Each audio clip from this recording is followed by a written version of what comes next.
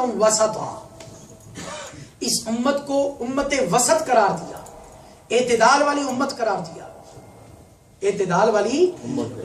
کہ اس میں نہ تو احکام میں سختیاں ہیں نہ احکام میں نرمیاں ہیں۔ جس طرح پہلے شریعتوں میں سختیاں تھی، مثال کے طور پر کہ ان کی جسم پر اگر ناپاکی لگ جاتی تو جلد اکھیڑنی پڑتی تھی، کپڑے کو پھاڑنا پڑتا تھا، اور وہ صرف اپنی عبادت گاہوں میں نماز پڑھ سکتے تھے۔ لیکن حضور کی امت کے لیے یہ ساری سختیاں دور کر دی گئی۔ میں جسم پر نجاست لگ جائے پانی بہاؤ، نجاست دور، کپڑے پر نجاست لگ جائے اس کو پانی سے دھو لو، وہ پاک۔ پہلے جو گناہگار ہوتے تھے ان سے گناہ ہو جاتا تو ان کی توبہ بڑی سختی کے ساتھ قبول ہوتی تھی، لیکن حضور کی امت کے گناہگاروں کے لیے فرمایا بس تم چند لمحے بیٹھو، ندامت کے آنسو بہاؤ، سچے دل سے توبہ کرو، تمہارے جتنے بھی گناہ ہوں گے اللہ تعالیٰ سارے گناہوں کو بخش دے گا۔ سبحان اللہ۔ خیر امتوں وسط بنایا، اس میں اعتدال والی درمیانی راہ والی امت بنایا کہ اس میں نہ تو سختیاں رکھی گئی اور نہ ہی نرمیاں رکھی گئی، نہ ہی دین موسوی کی سختیاں ہیں اور نہ ہی دین عیسوی کی جو اس میں نرمیاں، یعنی وہ جو ان کے دینوں میں سختیاں اور نرمیاں تھی ان میں درمیانی راستے کو اختیار کر دیا گیا، اس لیے اس کو امت وسط قرار دیا گیا۔ تو استقامت کا ایک معنی یہ بھی ہے اعتدال کی راہ کو اختیار کرنا، میانہ روی کو ہر معاملے میں، عقائد میں بھی، اعمال میں بھی، محبت میں بھی، عشق میں بھی، ہر چیز میں۔ اب مثلا محبت میں بھی اعتدال یہ ضروری ہے کہ حضور کے ساتھ ہم محبت کرتے ہیں لیکن وہ محبت ایک اعتدال کے ساتھ ہو، وہ حد سے اوپر نہ جائے۔ حد سے اوپر جانے کا مطلب یہ نہیں ہے کہ ہم حضور کی شان اور عظمتوں کو دیکھ کر ہم حضور کو خدا سے ملا دیں، ایسا بھی نہ ہو، اور اس میں تفریط بھی نہ ہو کہ ہم جو ہے وہ کمی کا بھی شکار نہ ہو جائیں، کہ حضور کی کسی شان میں کوئی کمی کا اور نقص کا پہلو پایا جائے۔ یعنی دونوں طرف خیال رکھنا ضروری ہے، درمیانی راستے کو، کہ نہ حضور کو خدا سے ملائیں نہ حضور کو خدا سے ملائیں، اور نہ ہی کہ حضور کی شان میں کوئی نقص اور توہین والا پہلو پایا جا رہا ہے۔ درمیانی راستے کو اختیار کی، جو حضور کی شان و عظمت ہے اسی شان و عظمت کو ہم مانیں، اسی شان و عظمت کو ہم مانیں۔ تو اس والے سے یہ میں نے چند مثالیں دی، خرچ کرنے کے والے سے مثال دی، عقائد کے والے سے، اعمال میں، ہر معاملے میں میانہ روی کا جو اختیار دیا گیا۔ انسان ہر وقت غصے میں رہے یہ بھی اچھا عمل نہیں، اور بالکل کبھی اس کو غصہ نہ آئے یہ بھی اچھا نہیں ہے، یہ بھی اچھا نہیں۔ قرآن نے دیکھو نا دونوں چیزیں بیان کی، اللہ تعالیٰ نے فرمایا رحماء بینہم، رحم کا بھی ذکر کیا، شفقت کا بھی ذکر کیا، اشداء علی الکفار، کہ جب کبھی دشمنان اسلام کے ساتھ لڑنے کی باری آ جائے تو پھر غصے کی بھی ضرورت ہے۔ جب تک غصہ نہیں ہوگا، غضب نہیں ہوگا تو انسان باطل کے خلاف لڑ کیسے سکے گا، بدی کے خلاف جنگ کیسے کرے گا؟ اس کے خلاف جنگ سے مراد صرف یہی نہیں ہے کہ لڑنا، کسی کو مار دینا، نفس کے خلاف جنگ کیسے کرے گا، اپنی خواہش نفس کے خلاف جنگ کیسے کرے، اگر اس کے اندر غصہ ہی نہیں ہے تو دونوں رستوں کو، اور بالکل ہر وقت غصہ رہنا یہ بھی اسلام میں پسندیدہ نہیں ہے، اور بالکل کبھی غصے کا نہ ہی آنا، انسان کے جسم سے اس کی بالکل جسم غصے کا ختم ہو جانا یہ بھی اچھا نہیں ہے۔ غصے کا آنا بھی بعض جگہ ایسی ہیں جہاں پر غصے کا آنا ضروری ہے، ٹھیک ہے۔ تو یہ ہر معاملے میں میانہ روی کو اختیار کیا گیا کہ اس میں افراط اور تفریط سے پاک اعتدال کی راہ کو بناؤ۔ تو یہ استقامت کا ایک معنی یہ ہے کہ اعتدال کی راستے کو اختیار کرنا۔ استقامت کا ایک معنی یہ بھی ہے کہ اپنے ہر عمل کو اللہ کے لیے خالص کر دینا، یہ بھی استقامت کا ایک معنی ہے، اپنے ہر عمل کو اللہ کی رضا کے لیے خالص کر دینا، اور اپنے دل کی اصلاح کرنا اور اپنی زبان کی اصلاح کرنا۔ اس پر حدیث پاک سماعت فرمائیں، آقا علیہ السلام نے فرمایا، مسند امام احمد ابن حنبل کی حدیث پاک ہے، انس ابن مالک رضی اللہ تعالیٰ بیان کرتے ہیں، قال قال رسول اللہ صلی اللہ علیہ وسلم لا يستقیم ایمان عبد حتی يستقیم قلبه ولا يستقیم قلبه حتی يستقیم لسانه او کما قال علیہ السلام۔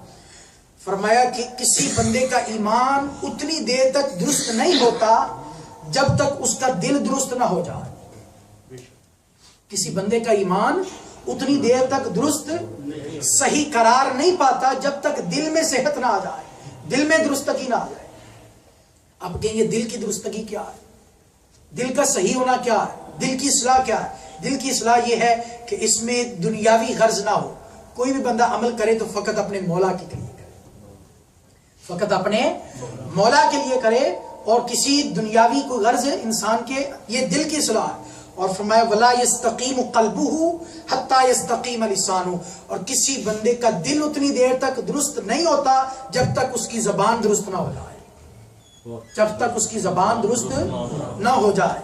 تو گویا دل اور زبان کا بھی بڑا گہرا تعلق ہے، یہ دونوں درست ہوں گے تو بندے کا ایمان درست ہوگا۔ ایمان کہ اپنے خیالات، اپنی سوچ، نظریات پر بھی قابو رکھے اور اس زبان کو بھی پاک اور صاف رکھے، یہ بھی استقامت ہے۔ تو حضور نے لفظ بھی استقامت کے یوز کیے، لا یستقیم ایمان عبد، کسی بندے کا ایمان درجہ استقامت نہیں پاتا اتنی دیر تک جب تک اس کا دل اور اس کی زبان جو ہے وہ استقامت نہ پا لے، وہ درست نہ ہو جائیں، اور وہ زبان صرف اور صرف اللہ کی رضا میں حرکت کرے، اللہ کی رضا کے لیے بولے، حق بولے، سچ بولے، جھوٹ سے بچے، غیبت، چغلی، ان ساری برائیوں سے یہ زبان محفوظ رہے، اور دل میں بھی جب کوئی بھی بندہ عمل کرے تو اس کو اپنے عمل کو اللہ کے لیے خالص کر دے، یہ دل کی استقامت ہے۔ جب بندے کو یہ چیز نصیب ہو جائے گی تو سمجھ لو اسے استقامت نصیب ہو گئی۔ اسی طرح حضرت سمرہ رضی اللہ تعالیٰ سے مروی ہے، قال قال رسول اللہ صلی اللہ علیہ وسلم اقیموا الصلاة وآتوا الزکاة وحجوا واعتمروا واستقیموا یستقم بکم، فرمایا نماز قائم کرو، زکوٰۃ ادا کرو،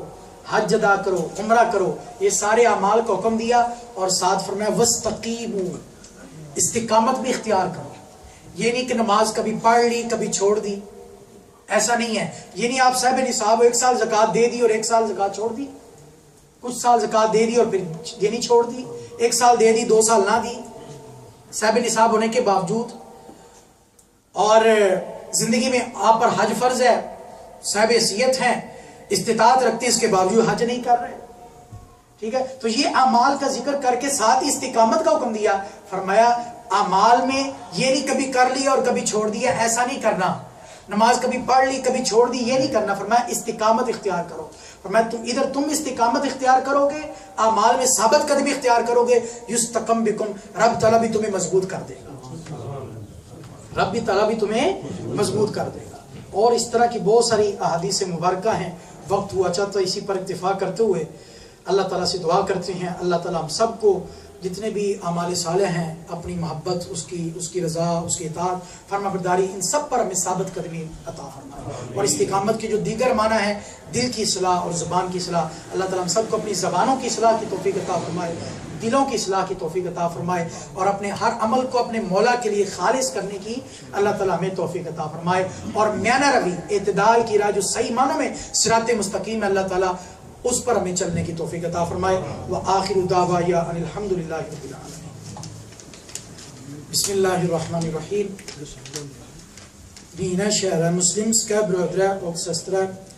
idag har vi snackat mer om istiqama och viktigheten av det. Istiqama har olika betydningar. En av dem är att göra goda gärningar kontinuerligt. Den andra är att vara moderat i alla handlingar. Den tredje är att göra goda gärningar kun för Allah subhanahu wa ta'ala. I Sahih Muslim är det en hadis om en sahabi, Sufyan ibn Abdullah radiyallahu ta'ala, som forteller